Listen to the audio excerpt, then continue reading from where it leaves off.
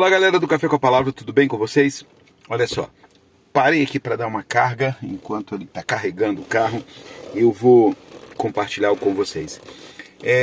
Nós temos que prestar muita atenção quem nós seguimos, nós temos que confiar em quem nós seguimos, nós temos que conhecer e saber que aquele que nós seguimos, quando ele fala, ele cumpre aquilo que ele fala, tem caráter, tem palavra, entendeu?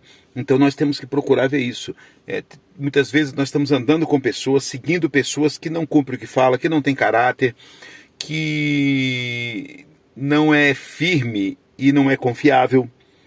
Não é? Então nós temos que seguir uma pessoa que seja confiável, que seja firme, que tenha palavra, que tenha caráter, correto? Que cumpra aquilo que ele diz.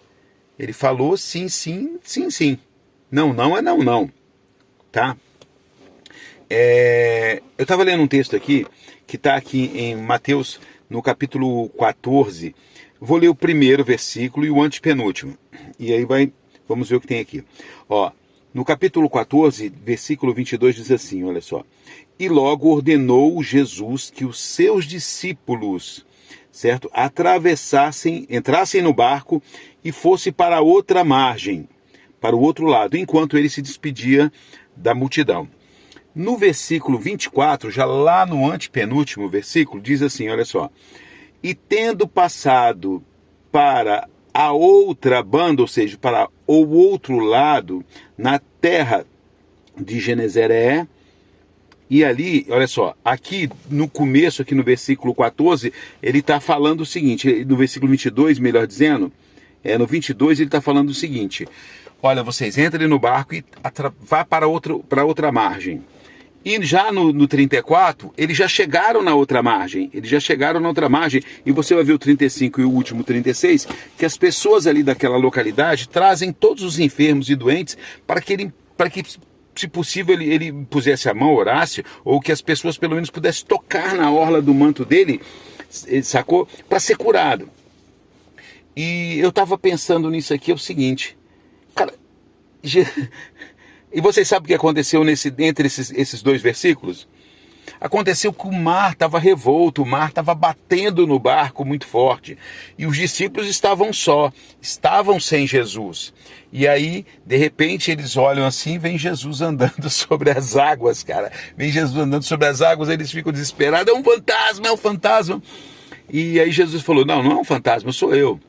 E Pedro, se é tu, faça que eu vá até aí e tal, vocês conhecem o contexto aqui. Mas o que eu quero dizer para você é o seguinte, Jesus deu uma ordem, vá para o outro lado. Eles cumpriram a ordem e foram para o outro lado, entendeu? E Jesus foi andando sobre as águas. Então, eu vejo assim, nós temos que confiar naquele que nos ordena.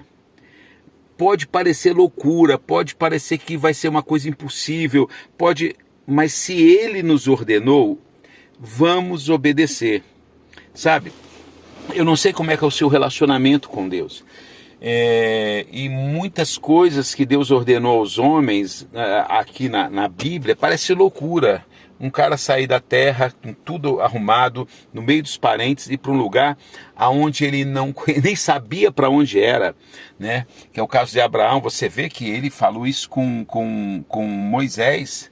Volta lá no Egito, aquela potência, liberta o meu povo de lá, é loucura, e por aí vai embora, não é?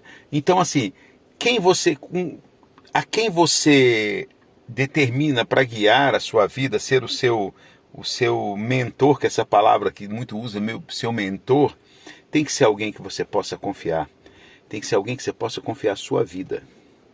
E não existe pessoa melhor no universo do que Jesus Cristo. Não tem coach, não tem líder, não tem ninguém, não tem pastor, não tem ninguém a quem mais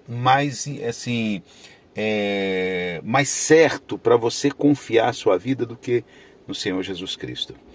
Ele é fiel para cumprir tudo aquilo que ele falou. E aqui, como ele falou, vai para o outro lado. Os caras foram. E ele foi junto, andando sobre as águas, fazendo o impossível. Ou seja, muitas vezes parece que Jesus não está com você. Muitas vezes parece que ele te abandonou. Muitas vezes fala, cara, Deus me botou nessa furada, eu estou agora sozinho, Senhor, onde você está? Você me abandonou, Deus. Será que Deus te abandonou? Ou ele está vindo aí atrás de você andando sobre as águas?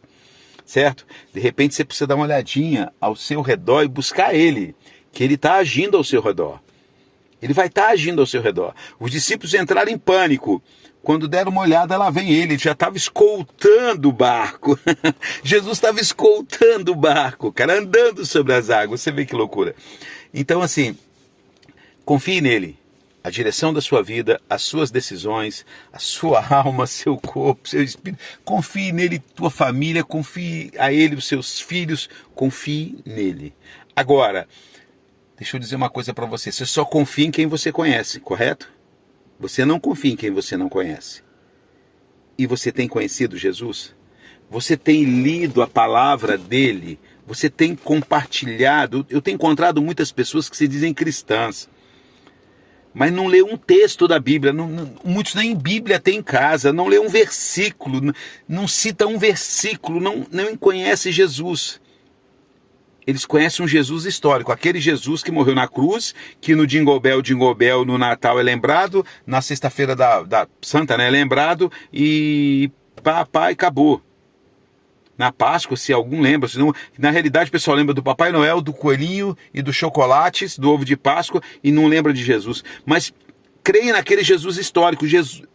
Nós não temos que ficar crendo no Jesus histórico, nós temos que crer no Jesus real, que habita em nós, que vive em nós através do Espírito Santo. Mas não, aí acredita no Jesus histórico e não tem intimidade com ele. E se você não tem intimidade com a pessoa, não confie nela, né? Então esse é o conselho que a gente dá aqui na Terra. Agora, como é que você vai confiar em Jesus se você não conhece ele? Eu não conheço ele. Então nós precisamos conhecer Jesus, ok? E o melhor caminho está aqui e a oração, juntos. Até o nosso próximo Café com a Palavra. Se você quiser nos ajudar no projeto aqui em Portugal, nos ajude. Nós precisamos muito de colaboradores, de parceiros, tá bom? Até o próximo.